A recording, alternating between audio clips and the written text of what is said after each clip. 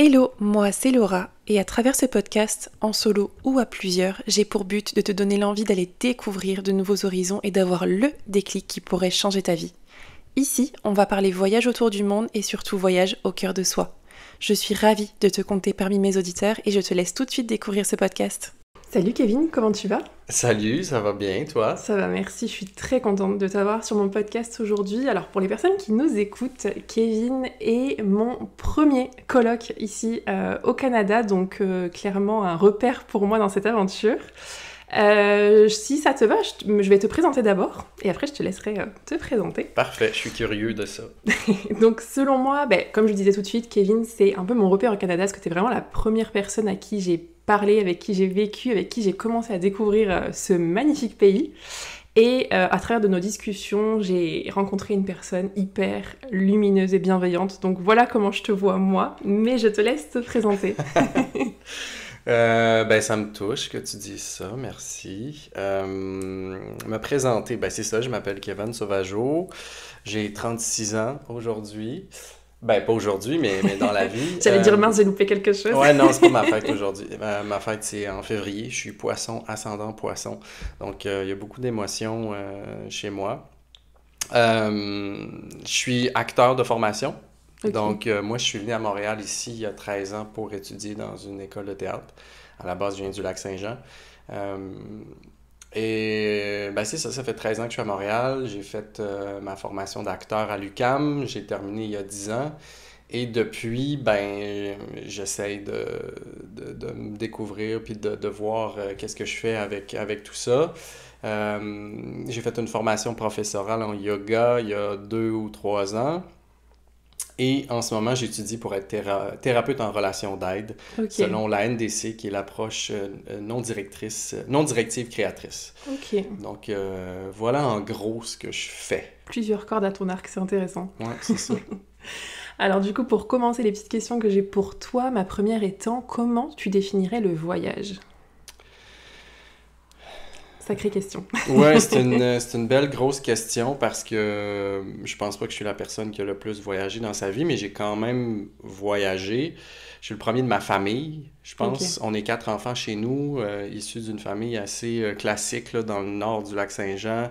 Mes parents, j'ai jamais voyagé avec eux. Okay. Jamais. Même pas aller à Québec ou à Montréal. Ok, donc t'as vraiment appris à voyager tout seul, finalement? Ouais, c'est vraiment, 4 enfants, je suis le seul qui est artiste homosexuel, qui est intéressé par le voyage et tout ça. Puis, ouais, c'est arrivé assez jeune, là.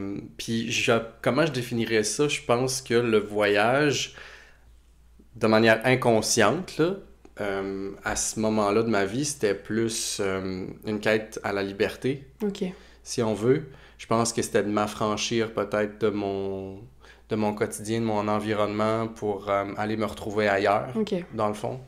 Je pense que le voyage, c'était pour moi une façon d'aller me découvrir ailleurs ou de m'affranchir d'un mal-être peut-être aussi même que je portais, tu sais.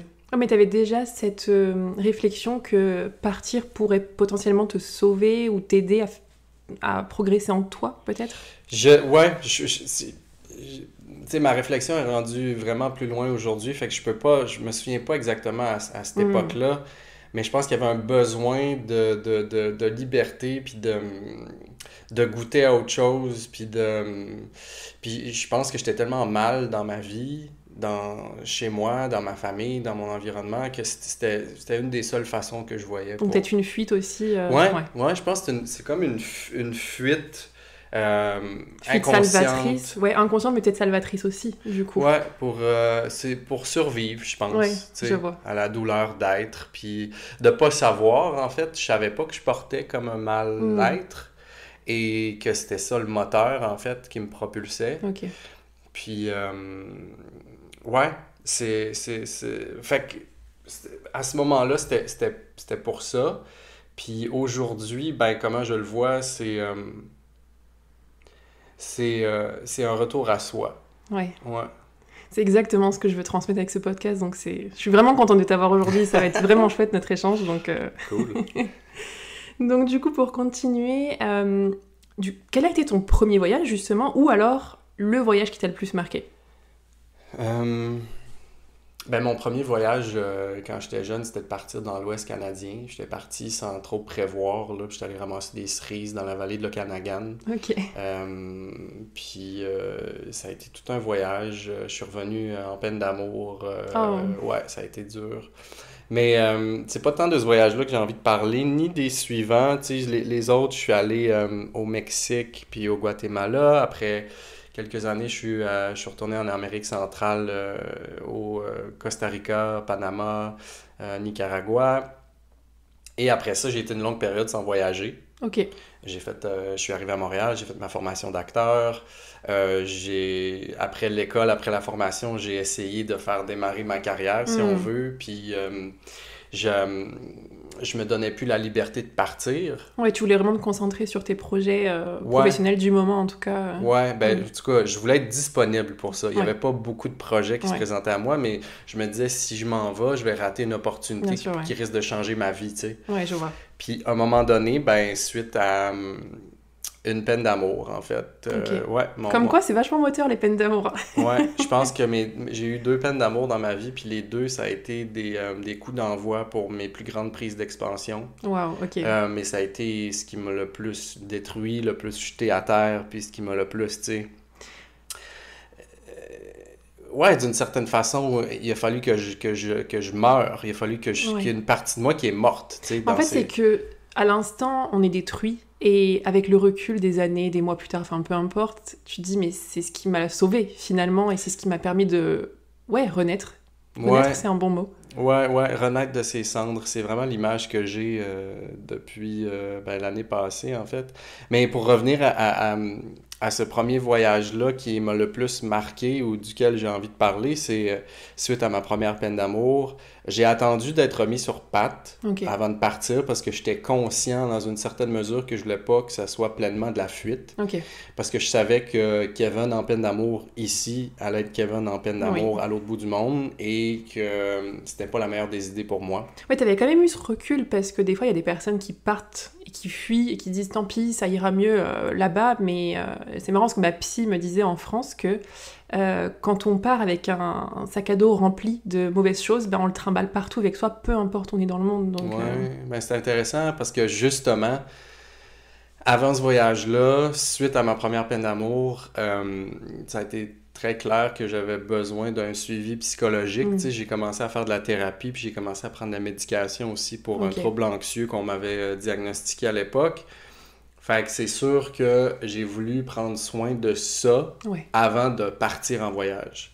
Fait que je pense que ce voyage-là, j'avais quand même passé un an et demi à tenter d'apprendre à m'occuper de moi. En Ok. tout cas, tu sais, ne serait-ce qu'observer le fait qu'il y avait quelque chose en moi qui était souffrant, tu sais, qu'il y avait une blessure en moi. Puis j'ai commencé à essayer de la traiter, tu sais. Ok. Puis donc, quand je suis parti en voyage, ben, il y avait quelque chose qui bougeait en moi, il y avait quelque chose qui avait envie de se manifester. Je me souviens que la façon dont je le disais, c'est que j'avais envie de connecter avec ma spiritualité. Ok. Je savais pas du tout ce que ça voulait dire. Je savais pas c'était quoi la spiritualité, mais je pense qu'à quelque part, je percevais que j'étais un peu déconnecté. Ok. Puis parce que je me rappelais de moi quand j'étais enfant, puis il me semble que j'étais libre. Il me semble que j'étais connecté, il me semble que j'étais présent, tu sais. Ouais, je vois ce que tu veux Puis dire. j'avais plus ce niveau de présence-là, et j'étais très souffrant. Fait que je voulais aller voir, je voulais aller explorer qu'est-ce que ça pouvait vouloir dire. Et de le revivre à nouveau, du coup. Ouais, essayer de retrouver ça, Ouais. ou de le développer, ou de reconnaître. Tu sais, je savais Ouais. pas, en fait, c'était quoi. Puis finalement, j'ai décidé d'aller au Vietnam. Ok. Ouais, je sais pas pourquoi, mais il y a 3 pays que j'ai toujours voulu visiter, le Vietnam, l'Irlande puis le Sri Lanka. Ok. Aucune idée Et pourquoi. Ça depuis toujours, en fait. Ouais, ben tu sais, je sais pas, depuis la fin de l'adolescence, là, Ouais. c'était comme une liste que j'avais en tête, mais que j'ai aucune idée Sans pourquoi. raison apparente. Sans raison. Ok, ouais. Puis là, j'ai fait, OK, le Vietnam, Asie du Sud-Est, je me disais, il y a quelque chose là, probablement... Ouais, tu une sentais qu'il y culture avait... peut-être plus spirituelle, Ok. tu sais, il y a quelque chose... sortir de l'Occident, tu sais, Ouais. puis de...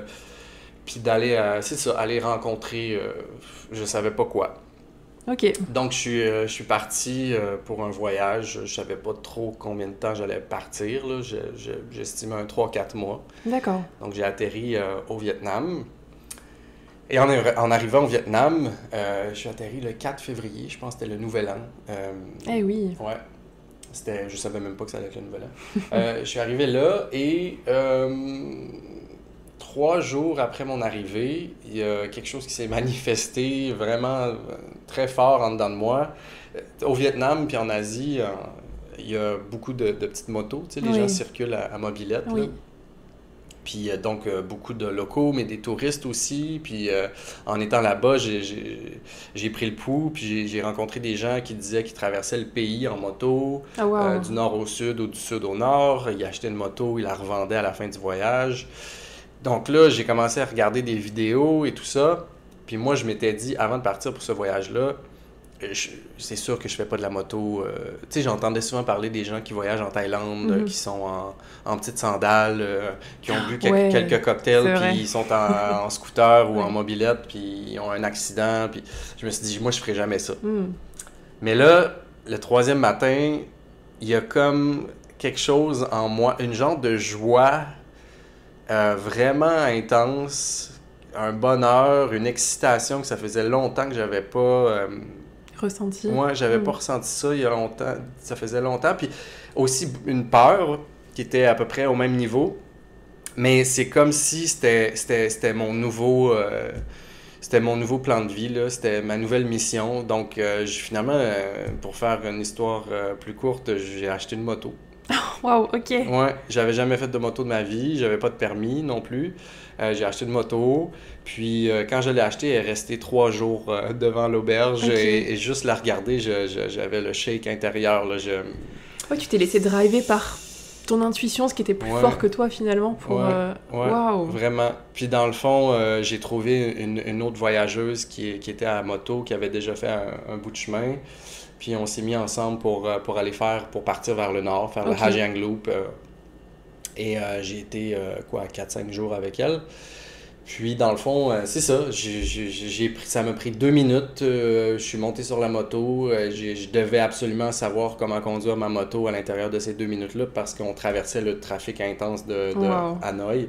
Et fait que ouais, ça a été assez extrême cette première journée-là, mais j'étais content. Puis finalement, ce voyage-là, ben c'est ça, j'ai traversé le pays à moto. Wow. Euh, Alors que c'était pas du tout prévu. C'était pas du tout prévu, 0-0. Ça a pris 7 semaines, donc presque 2 mois. Ok. Puis ça a été un voyage, c'est ça, je l'appelle mon voyage initiatique parce que Ah wow, c'est fort. Ouais, ouais, je pense que j'avais cette conscience-là que je voulais contacter ma spiritualité. Puis étrangement, bon, en tout cas, qu'est-ce qui a été mis sur mon chemin, c'est que j'ai rencontré beaucoup d'hommes, en fait. Beaucoup Ok. de gars avec qui j'ai partagé la route à moto et tout ça. Puis j'ai été confronté à nommer mon homosexualité, nommer l'inconfort qui venait aussi... parce que quand j'étais jeune, je me suis fait beaucoup intimider. Puis je me faisais intimider à l'école par des gars, tu sais. Puis c'était Ouais, des je gars vois. hétérosexuels. Fait que depuis longtemps, puis même encore aujourd'hui, je me raconte...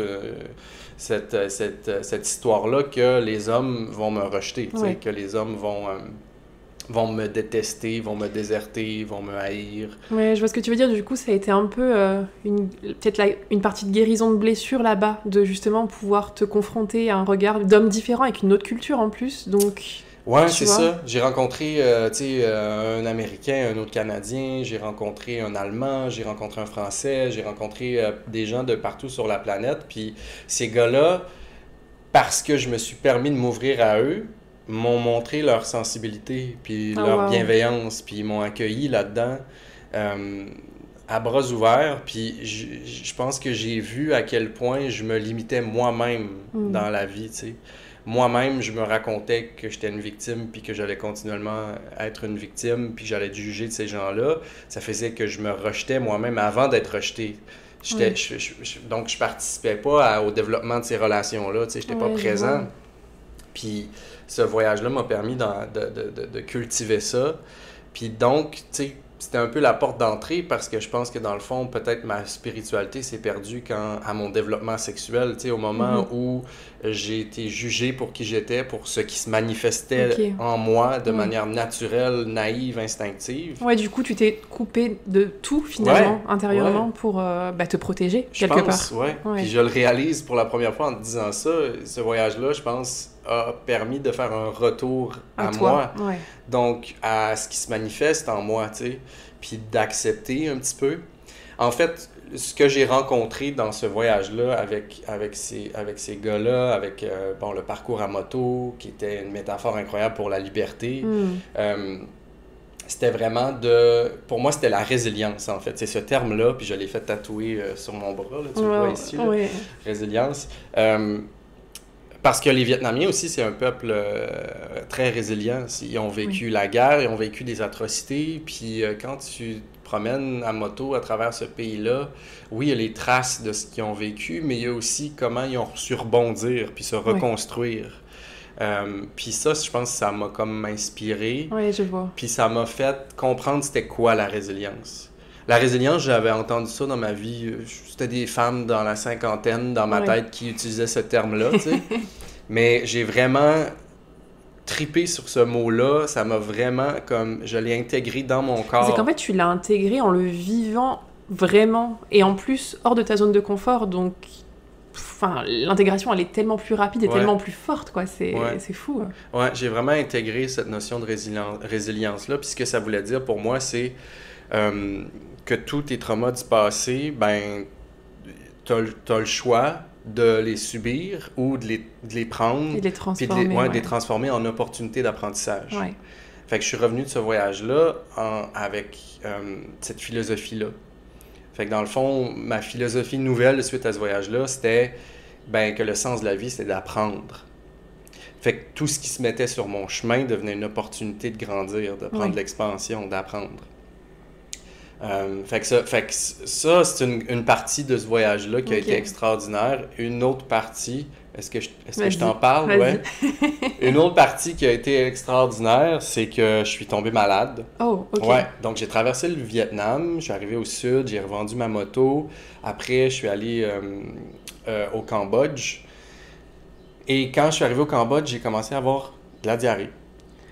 Ouais, une genre d'intoxication alimentaire, peut-être? Je savais pas trop, tu sais. Puis j'ai commencé à être malade, je suis allé à l'hôpital, puis ils m'ont dit, bon, c'est des parasites, fait que tu sais, t'as des antibiotiques, les antibiotiques, c'est pas très bon pour la flore intestinale. Fait que, bref, prends les antibiotiques, continue à être malade, retourne à l'hôpital, encore des antibiotiques, retourne à l'hôpital. Finalement, je pense que je suis allé 3 fois à l'hôpital. Et en fait, ce qui s'est passé, c'est que pendant 1 mois, quand j'allais à la toilette, il y avait du sang. Ouais, il y avait beaucoup de sang. C'est peut-être pas une belle image, là, mais c'est ce que je vivais à ce moment-là. Il y avait du sang qui sortait. J'ai perdu à peu près 15 livres dans ce dernier mois-là de mon voyage.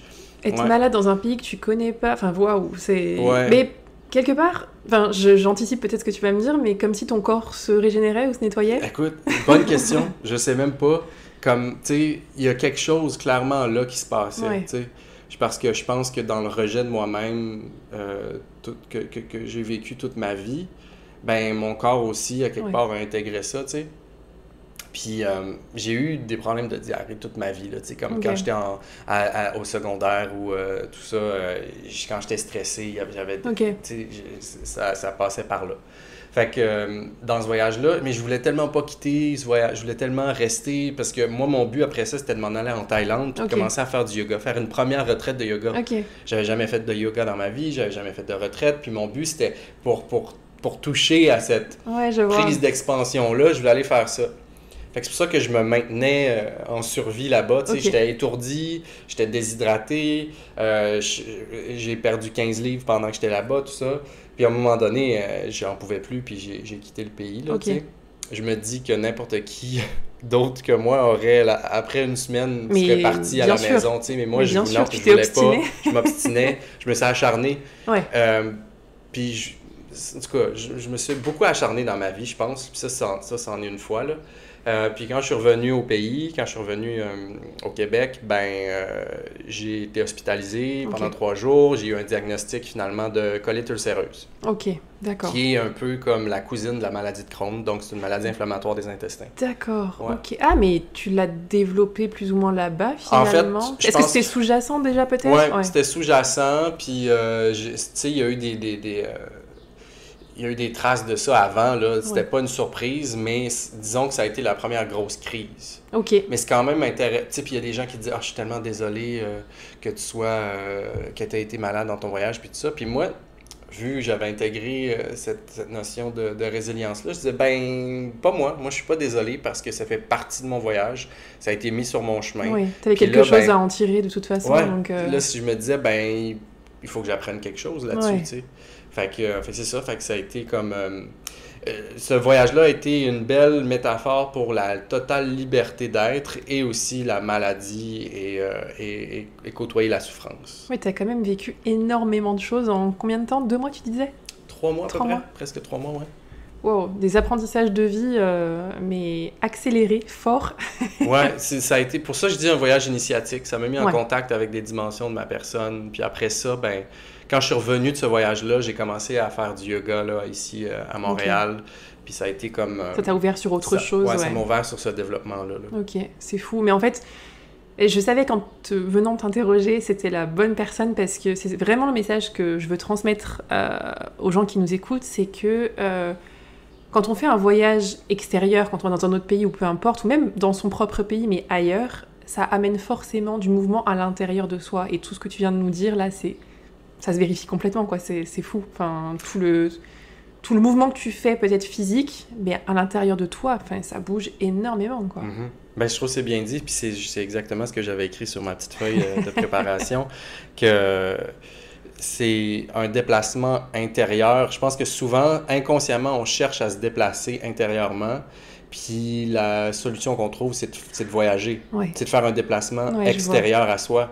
Puis on peut longtemps faire ce genre de déplacement extérieur. On peut longtemps partir en voyage quand c'est inconscient, tu sais. Mais à un moment donné, quand tu conscientises ce déplacement-là, quand tu vois que ton voyage devient une métaphore pour ce retour à soi, pour cette découverte-là, qui n'est pas du monde, mais de soi, ben là, il y a des transformations encore plus profondes qui peuvent se faire. Wow, c'est... Waouh. Non, je suis trop contente parce que c'est tellement le message que je veux faire passer. Enfin, c'est fou ce que tu as vécu. Et d'ailleurs, en parlant d'aventure, juste après que j'ai vécu chez toi, tu es parti faire un pèlerinage à Saint-Jacques-de-Compostelle, enfin sur le chemin de Saint-Jacques-de-Compostelle. J'imagine que ça a été une autre expérience assez forte. Ouais. Et j'ai hâte de savoir parce que pour ceux qui nous écoutent, j'ai pas eu le temps d'en échanger avec Kevin depuis qu'il est revenu de ce voyage, donc j'ai trop hâte de connaître...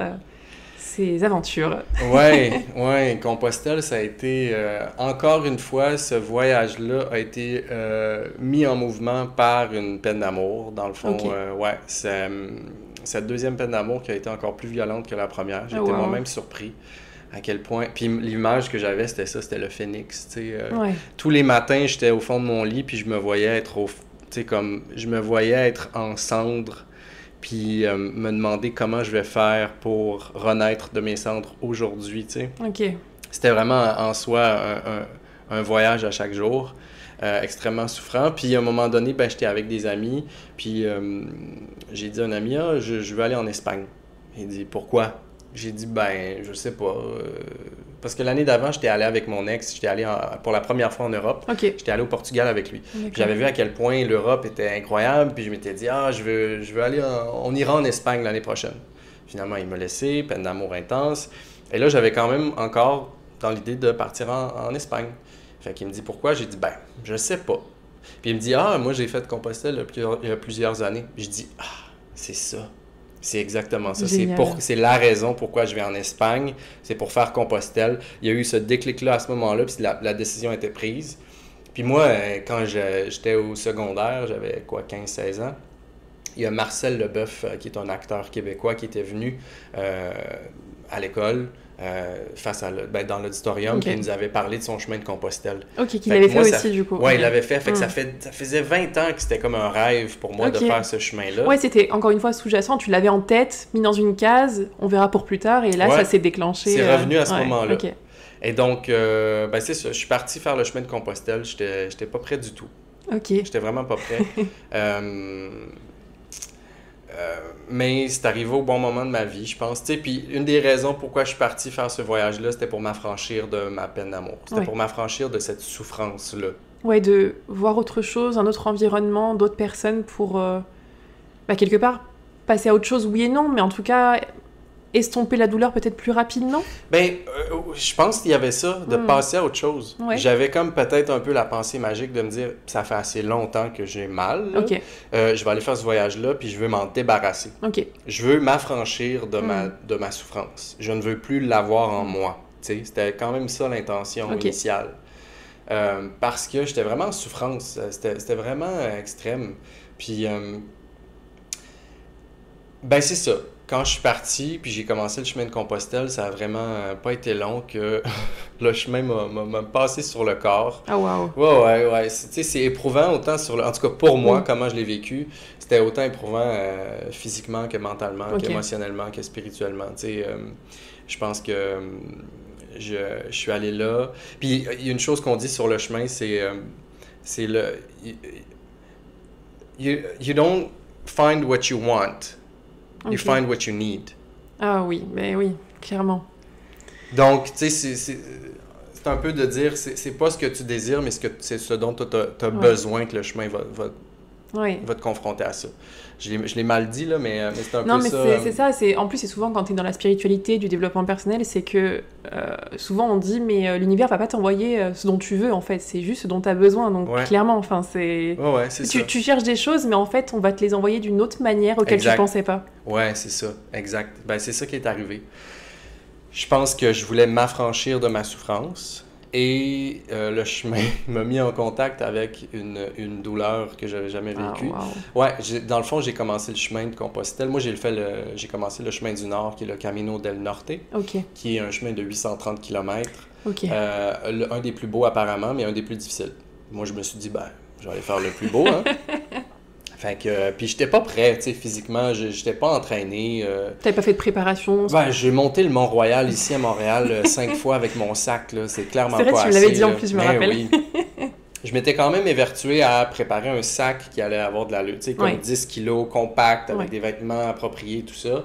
Fait que ça, j'avais vraiment fait ce travail-là de bien préparer mon sac, mais après ça, physiquement, j'étais zéro prêt. Vraiment, vraiment, vraiment pas prêt.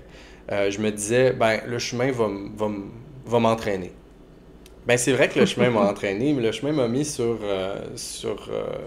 m'a ramené. Mais moi, je me suis senti perdu sur le chemin. Mais bref, tout ça pour dire que j'ai commencé à marcher et le 3e jour, à la fin de ma journée de marche, j'ai commencé à avoir une douleur au genou droit. La douleur se manifeste. OK, c'est bon. Fait que je continue à marcher, je pense, 2-3 jours de plus, jusqu'à ce que j'arrive à Bilbao. Et là, la douleur était vraiment aiguë. C'est comme s'il y avait un couteau là, à chaque fois Ok. qui était là, sous mon genou. Et donc, je suis allé à l'hôpital, passer des radios. Ok. Et la jeune médecin regarde la radio sans même toucher mon genou et me dit que c'est une tendinite du ligament intérieur. D'accord. Donc là, tendinite, a dit tu devrais arrêter de marcher et te reposer. Moi, je suis 42 jours en Espagne pour faire le chemin de Compostelle. Donc, me faire dire tu as une douleur qui va te limiter, tu devrais arrêter de marcher parce que tu es en train d'hypothéquer ton futur. Pour moi, c'était comme... Pas non, concevable, non, ouais, ok. pas concevable. Ouais. Zéro. Ouais. C'était comme... En fait, c'est comme si on me ramenait encore à ma peine d'amour. C'est comme si tout me ramenait à cette souffrance-là, à ce rejet-là. Ouais, comme si on venait te couper dans tout cet élan de... justement, cet élan de vouloir t'affranchir de tout Ouais. ça, on te coupe en plein vol, quoi. Ouais. Ouais. Je vais faire quoi, moi? Je Ouais. retourne au Québec souffrir. Je Ouais. retourne, tu sais, comme j'ai besoin de ce chemin-là, Ouais, tu sais, je je vois. le veux, ce chemin-là. Qu'est-ce que je fais? C'est pas vrai que je vais retourner chez nous bredouille avec le sentiment d'échec. J'étais pas capable d'accepter ça. Ok. C'était inconcevable. Fait que moi, j'ai pris 2 jours off J'ai arrêté de marcher pendant 2 jours, puis après ça, j'ai repris la marche. Mais la douleur n'était pas partie, là. La douleur n'était pas... tu sais, finalement, j'ai marché 12 jours comme ça. OK. J'ai marché 12 jours comme ça avec cette douleur-là, jusqu'à ce que je commence à me dire, OK, ça se peut pas, là. Écoute, c'est quoi le terme, là? C'est que là, t'arrivais plus du tout à marcher, enfin, c'était compliqué. Ouais, tu boitais, là? Oui, Ouais, c'est ça. ouais. Je boitais. Donc, fait que c'est ça, je boitais.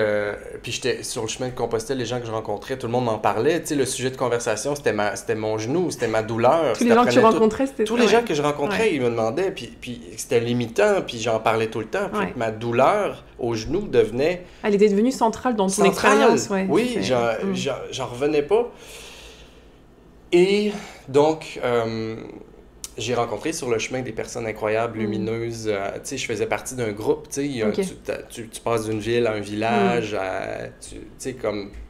Tu suis un groupe, à un moment donné, ça devient comme ta famille sur le chemin. Puis inévitablement, tu veux prendre le même rythme que les autres. Oui, je vois. Tu sais, tu veux pas perdre de vue ces gens-là qui deviennent ta famille. Et donc... C'est ça que j'ai vécu avec cette douleur-là, c'est que j'arrêtais pas de dire « Ah, je pense que ma douleur au genou veut dire que je dois apprendre à ralentir. » D'accord. Mais j'arrivais pas à le faire. Oui. Je disais ça, que je conscientisais ça, mais j'arrivais pas à ralentir, j'arrivais pas à faire les choses pour moi, parce que je voulais pas perdre de vue les gens qui étaient avec moi sur le chemin. Est-ce que par peur de te retrouver tout seul ou Ouais, je pense par peur de me retrouver tout seul, par peur, encore une fois, de perdre l'autre. T'sais. Ça revenait encore à ça te ramenait à ça, à cette peine d'amour-là que je vivais, tu sais. Et finalement, ben écoute, en plus, dans ce voyage-là aussi, pendant 2 semaines, j'ai eu la diarrhée. Donc, écoute... Qui s'est remanifesté à nouveau, Qui s'est remanifesté à nouveau. J'avais mal au genou. Je pensais à mon ex à tous les jours. J'étais dans ma peine d'amour. C'était vraiment beaucoup. Je pleurais en marchant souvent, puis je me disais, mais pourquoi je me suis encore mis sur... Pourquoi je suis venu ici? Qu'est-ce que je fais ici? OK. Je me disais, mais pourquoi je suis toujours en train de m'acharner? Pourquoi je pousse toujours à travers la souffrance? Pourquoi j'arrive pas à juste accepter que, OK, je dois retourner à la maison, puis c'est, tu sais... OK, je vois. Je me suis dit, mais j'ai fait ça pour ma carrière d'acteur, je fais ça pour beaucoup de choses. Est-ce que je m'acharne ou je suis juste quelqu'un qui persévère? Tu sais, c'était les grandes questions qui apparaissaient aussi là, sur ce chemin-là. Et donc, finalement, c'est ça. Un bon soir, j'étais avec Yuri, avec Dana, puis une autre. On avait loué une cabane, puis j'avais la diarrhée, j'étais fatigué. Les autres allaient poursuivre très tôt le lendemain matin, puis moi, c'était... Je pouvais plus. Tu sentais que c'était genre je pouvais plus possible. Là. Suivre le rythme des autres. OK. Je pouvais plus. Et j'étais au fond du lit, puis je pleurais, puis il y avait Dana qui me tenait la main, puis qui me flattait, puis qui me disait qu'elle m'aimait, puis tout ça. Puis... c'était vraiment... c'était toutes les mêmes émotions que ma peine d'amour que je revivais, là. Donc, c'est ça, le lendemain matin, ils sont partis. Sans toi? Sans moi. Et moi, je restais là, puis... Bon, je pense pas qu'il était pour moi question de nécessairement arrêter. Fait que je me suis dit, je vais essayer de poursuivre, je vais essayer de trouver un moyen. Fait que, dans le fond, j'ai pris un autobus pour me rendre à la prochaine ville où jusqu'où j'étais supposé marcher. Et donc, les villes suivantes, j'ai fait ça comme ça. Je m'arrêtais, j'étais en autobus. Je m'arrêtais là, puis je repartais en autobus. Puis j'essayais de marcher un peu, puis jusqu'à temps que j'arrive à Gijón, en Espagne. Puis dans le fond, je suis arrivé à l'auberge là. Donc, vu que j'ai devancé mes amis comme de 2 ou 3 jours. Puis je suis allé m'installer là-bas en me disant, je vais prendre encore du repos, puis on va voir. T'sais. Quand je suis arrivé à Gijón, mon deuxième genou commence à me faire mal. Oh non! Ouais. Et là, j'arrive à une auberge, super belle auberge qui était face à la plage. Puis je me suis installé là. Il y avait un voyageur qui était là. On se met à parler ensemble. Puis lui, il faisait le chemin de Compostelle, mais à vélo. D'accord. Et à force de pédaler, il y avait de la friction ou une douleur sous sa rotule. Donc, il m'a parlé d'un ostéopathe qui est allé voir... sur le chemin, du coup? Sur le chemin, à Gijón. Fait que j'écoutais son histoire et tout ça, puis j'ai dit, bon, qu'est-ce que j'ai à perdre? Oui. Tu sais, je vais aller voir l'ostéo, tu sais. Puis, faut dire que jusque là, sur le chemin, tu sais, une médecin m'avait dit que j'avais une tendinite du Oui. ligament intérieur. Oui. Donc, quand je parlais de ça aux gens que je croisais, les gens disaient « Oh my God, une tendinite. Ouais. Oh, tu devrais arrêter de marcher. You should stop walking. Ouais. You should go back home. Come back next year. » Tu sais, tout le monde me disait « Ah, c'est une blessure. Tu sais, tu veux pas, là. Ouais. Tu veux pas empirer ton genou, là. Arrête de marcher. » Fait que c'est comme... Ce qui se manifestait en moi, cette douleur-là, j'en avais peur, là. J'étais vraiment... Oui, parce que l'extérieur te faisait un reminder de attention, aussi, attention, tu vois. J'arrêtais pas de me Ouais. répéter, je suis en train de faire pire que mieux, là. Ouais. Tu sais, puis je m'acharne, puis qu'est-ce que je fais, puis pourquoi? Oui. Et là, je m'en vais voir l'ostéopathe. Super cool, le gars. Je me souviens plus trop comment il s'appelle. Je l'appelais Tony. Il s'appelait Anthony, quelque chose comme ça, il me semble. Et là, il commence à manipuler ma jambe, tourner d'un côté, puis de l'autre, puis de vraiment interagir avec mon genou et la douleur qui était là. Puis il dit, bon, si c'était ton ménisque, en faisant ça, t'aurais mal. Si c'était ton ligament intérieur, t'aurais mal. Et il dit, donc, t'as pas une tendinite. Fait que là, j'ai fait, OK, ce qu'on m'a diagnostiqué, c'était pas ça. Ah oui, ça change les choses, du coup. Ouais. Et là, il fait une autre manœuvre, et là, il dit, c'est le pata de gancho. Donc, c'est le tendon, la patte doigt. D'accord. Donc, il y a comme 3 muscles dans la cuisse là, qui convergent vers l'avant du genou, un peu en bas du genou, et ça s'appelle la patte doigt. Et il dit, c'est ça qui est en inflammation. OK. Et là, il me dit, si t'étais le ménisque, si c'était ton ligament intérieur, il dit, je te dirais d'arrêter de marcher. Mm-hmm. Mais il dit, cette douleur-là, arrête pas.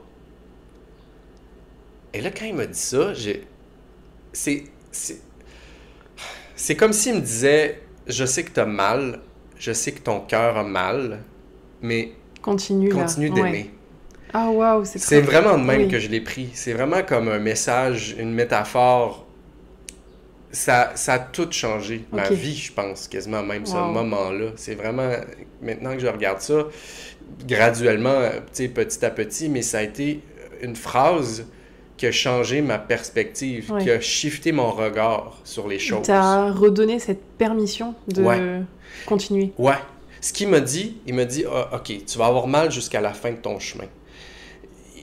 Tu as une inflammation, ça fait mal. Mais il dit, c'est pas dangereux. Okay. La douleur que tu ressens n'est pas dangereuse. C'est tellement... quand on compare avec ce que tu ressentais au fond de toi dans tes sentiments... C'est la même chose, du coup, c'est que tu vas avoir mal, mais ce sera pas... Tu sais, tu vas pas en mourir, là. Tu vas t'en remettre, ça va le faire, là. Puis, une peine d'amour, moi, j'étais persuadé que j'allais... Puis je comprenais pas comment j'étais encore en vie, tu sais. Comment ça se fait que cette douleur-là, cette souffrance-là, cette peine-là ne m'anéantit pas? Comment je fais pour renaître de mes cendres jour après jour? Mais c'est un véritable deuil, finalement, donc... Tellement! Fait que quand il m'a dit ça... C'est comme si je suis reparti et là j'étais comme flabbergasté. J'étais un peu sur le cul, comme on peut dire. J'étais vraiment... je fais quoi avec ça? Et là, à qui je fais confiance? C'est qui m'a donné le bon diagnostic, tu sais? Puis de percevoir aussi la douleur ou la sensation tout d'un coup autrement, puis de me dire, OK, là je me disais, OK, je vais avoir mal jusqu'à la fin du chemin. Là, je le sais. Mais c'est pas dangereux pour moi. Donc, je peux continuer. Donc, ça a changé toute ta perspective. Ouais. Donc là, j'avais plus peur de cette douleur-là. C'est comme si, là, tout d'un coup, je me suis dit, OK, je vais avoir mal. C'est sûr et certain. Je vais avoir mal jusqu'à la fin. Fait qu'il m'a dit, arrête pas de marcher. Continue de marcher, mais écoute ton corps. Tu sais, adapte ta marche. Il dit, plutôt que de faire des longues journées, parce qu'on faisait des 20, 25, 30 km par jour de marche. Et puis finalement, de suivre les autres par peur d'être solo, peut-être? Exact aussi, tu sais. Fait que là, dans le fond, de me dire, réduis ta marche, tu sais. Écoute ce qui se manifeste en toi. Écoute-les pas à 100%, mais fais-y une place, mais pas trop, tu sais. Fait que là, j'ai comme cogité, tu sais. Je suis reparti avec ça, puis j'ai réfléchi, puis j'ai fait, OK, il y a une piste, il y a un chemin là, qui s'ouvre. Je sais pas si tu as déjà entendu, je vais le dire en anglais, mais rejection is redirection. Ok, ouais. Alors, je pourrais le traduire sur... comme nous, on le dit en France, parce que c'est la même chose au Québec ici, mais quand une porte se ferme, ça veut dire qu'une autre s'ouvre. Ouais. C'est un peu le... J'aime bien rejection is redirection, c'est que ça rime, c'est que le rejet, c'est une redirection. Ouais. Tu sais, c'est pas une finalité en Ouais. soi. Fait que fait que ce qui se manifestait en moi, c'était pas nécessairement une fatalité absolue, c'était juste pour me mettre sur le bon chemin, Ouais, pour que je me retrouve ailleurs, Et à ton rythme. à mon rythme. Ouais. Bon, Yuri, que j'ai rencontré sur le chemin, qui est un Ukrainien de qui je me suis lié d'amitié, quand je lui disais à un moment donné, I can't walk, je peux plus marcher, tu sais, il m'a regardé puis il dit, You can. Don't stop walking. Il me disait ça comme ça, Don't stop walking, keep walking. Puis je disais, mais je peux plus, tu sais. Puis je me suis comme rappelé de ça, je me suis comme servi de cette phrase-là qu'il m'a dit, puis je me suis dit, ok, je vais continuer, en mantra, là, je vais continuer à marcher, mais autrement. Fait que dans le fond, puis c'est lui qui m'a parlé d'un autre chemin qui s'appelle le chemin anglais, le Camino Inglés, qui est un chemin qui est plus court, plus facile, et un petit peu plus vers l'ouest en Espagne, là. Plus vers comme au nord du Portugal. Fait que dans le fond, j'ai quitté le chemin du nord. J'ai marché 12 jours sur le chemin du Nord, finalement. Et je l'ai quitté, puis je me suis rendu beaucoup plus loin pour aller commencer le chemin anglais. Ah, la métaphore est quand même assez incroyable de... t'as vraiment changé de chemin, quoi. J'ai changé de chemin. J'ai eu comme une deuxième opportunité. J'ai eu un deuxième chemin sur ce chemin de Compostelle-là. Puis le début de ce chemin-là a été extrêmement difficile. Ça veut pas dire que le deuxième chemin était plus facile, tu sais. Mais j'avais une clé différente. J'avais comme compréhension que la douleur n'était pas dangereuse. Donc, j'ai commencé ce chemin-là. Le premier matin où j'ai commencé à marcher, j'avais autant mal aux deux genoux. Mais tu l'as vu différemment, finalement. Ouais, puis j'avais même la lèvre enflée. Je sais pas pourquoi, ma lèvre était toute boursouflée, toute enflée. Ton corps t'a clairement... Ah, mon corps, je sais pas c'est quoi qui se passait. Puis finalement, cette première journée-là, j'ai marché 8 km. Ensuite, la deuxième... C'est un chemin, en fait, que les gens font en 5 jours. Puis moi, je m'étais dit, je vais le faire en 9 jours. Donc, je vais vraiment écouter mon rythme. Et c'est un chemin qui est beaucoup moins fréquenté. Puis les gens qui fréquentent ce chemin-là, souvent le font à plusieurs. Je vois. Donc là, j'étais vraiment sur un chemin complètement différent, avec un type de touriste qui était différent, type de voyageurs ou de pèlerins différents. Beaucoup de gens qui font appel au service de... ils font livrer leur bagage d'un lieu à un autre. Donc, c'est comme une petite aventure de 5 jours là, différente là, du grand chemin là, que j'avais commencé. Mais ce que ça a fait, c'est que j'étais beaucoup plus seul sur ce chemin-là. Donc, j'avais toute la place pour écouter mon propre rythme, tu sais. Fait que première journée, marché 8 km. Deuxième journée, marché, je pense, 10 km. La troisième journée, 12 km. Puis chaque jour, c'était un supplice, là. J'arrivais à l'auberge le soir, puis j'étais seul. Puis j'avais marché toute la journée, puis j'avais mal. Vraiment, mon genou me faisait mal. Puis il y a une partie de moi qui continuait de se répéter, mais qu'est-ce que tu fais? Prends un autobus, puis fais juste te rendre à Compostelle, tu sais. Puis je me disais, non, Kev, tu t'es mis comme défi de le faire, tu vas le faire en 9 jours. Mais tu vas le faire. Ouais. Puis j'ai failli abandonner plusieurs fois. Mais c'est ça, ce chemin-là m'a ramené à moi. Ce chemin-là m'a ramené à faire, quand quelque chose en toi se manifeste, comment est-ce que tu l'écoutes? Je vois. Comment est-ce que cette sensation-là de douleur-là va avoir un impact sur toi? Comment est-ce que tu vas l'écouter? Comment tu vas modifier ton rapport à la vie? Un retour à ton rythme, finalement, peut-être. Puis c'est pas ce que je veux, c'est ce que j'ai de besoin. Oh, wow! Tu sais, c'est pas... Il y a toujours ça, là. Tu veux t'acharner, aller vite, faire le truc, mais c'est pas peut-être ça dont tu as besoin, finalement. C'est fou. Mon corps, il m'envoie un message. Cet enseignement-là, il me dit quelque chose. Fait que, est-ce que je l'écoute ou pas? Tu sais? Fait que finalement, je l'ai fait en 8 jours. Puis je suis arrivé à Compostelle, devant la cathédrale. J'étais très ému de ça. Puis finalement, parce que j'ai changé mon chemin, j'ai pu faire une autre portion que je pensais pas pouvoir faire, qui était celle jusqu'à Fisterra, dans le fond, qui est vraiment sur le bord de l'océan, là, qui était autrefois le bout du monde. Les gens arrivaient là, ils brûlaient le vêtement, le vieux lambeau en signe de renaissance, puis de promesse d'une nouvelle vie, tu sais. Fait que j'ai pu marcher jusque-là. Et les dernières journées, la dernière journée, j'ai marché 33 km. Wow. Puis ma douleur m'a quitté Non. la dernière Non, journée. c'est pas vrai. Je te jure. C'est vraiment extraordinaire. Ça a été un enfer, un supplice, ça a été souffrant, ça a été douloureux, mais en soi, ça a été un cadeau. Complètement. Vraiment. Tous les enseignements, mais je suis sur les fesses, là, tous les enseignements que tu as eus en 42 jours, là. Waouh! Ouais. Puis c'était pas confortable, là. Ouais. C'était pas agréable, puis T'as tenu bon. je suis passé à travers, tu sais. Mm-mm. Puis ben finalement, ce qui reste de ce voyage-là, ce qui reste d'avoir fait Compostelle, c'est que suite à ma peine d'amour, j'ai un peu l'image d'être en cendres, tu sais, juste d'être comme écroulé. Ouais. Le chemin de Compostelle m'a appris à marcher, m'a appris à me remettre en mouvement, m'a Ok. appris à refaire circuler l'énergie, puis à écouter ce qu'il y a là, tu sais. Mhm.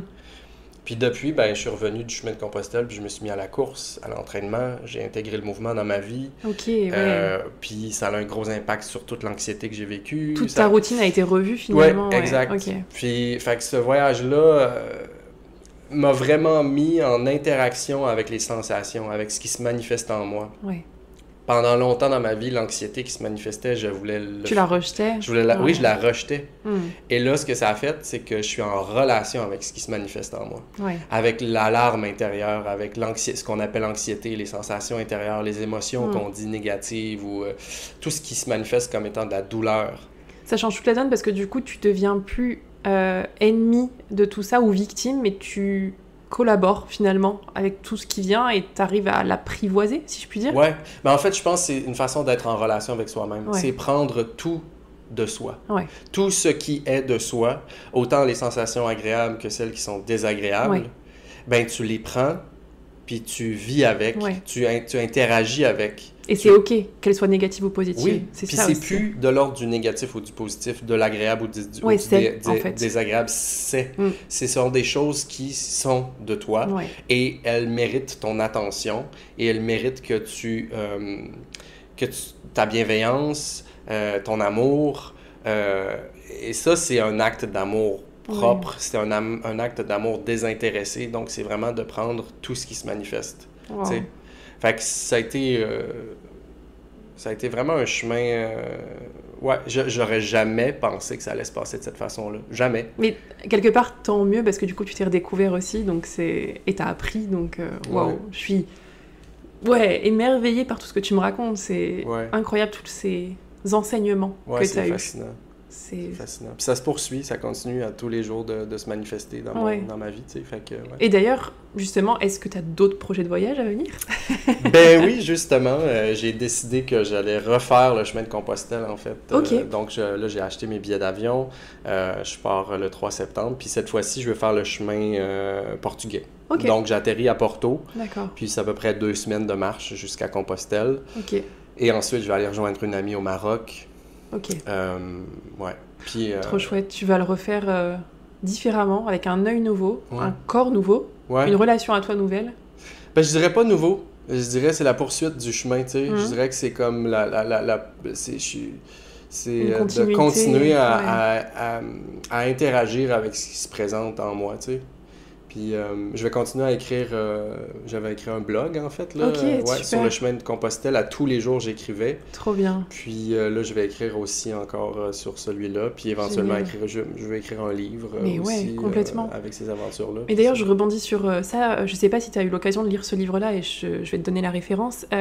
C'est Maud Ankawa, l'autrice, et en fait, elle raconte l'histoire d'une jeune femme qui elle a plaqué son boulot, son mec, enfin, elle avait une relation un peu bizarre et tout ça, pour aller faire ce fameux chemin de Saint-Jacques-de-Compostelle.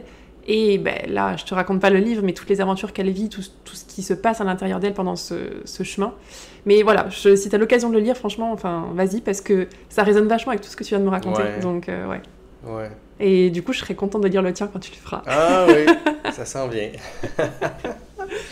Mais en tout cas, Kevin, merci. Mais un énorme merci pour cet échange qui a été... je crois que ça fait plus d'1 heure qu'on parle, mais genre, c'est incroyable. J'ai pas vu le temps passer. C'est tous les enseignements que tu as reçus et que du coup, tu retransmets aux autres. Enfin, c'est ça que je trouve beau et c'est pour ça que je fais ces podcasts-là, pardon. C'est les aventures des autres, enfin, ce que les gens ont vécu, mérite d'être partagé. Et il y a des gens, des fois, qui se posent la question j'aimerais le faire, mais j'ose pas, ou je suis pris dans mes peurs ou mes angoisses. Mais en fait, tout est possible. Des gens qui sont anxieux, qui sont pas bien, peuvent voyager, peuvent faire ce chemin à l'intérieur d'eux-mêmes.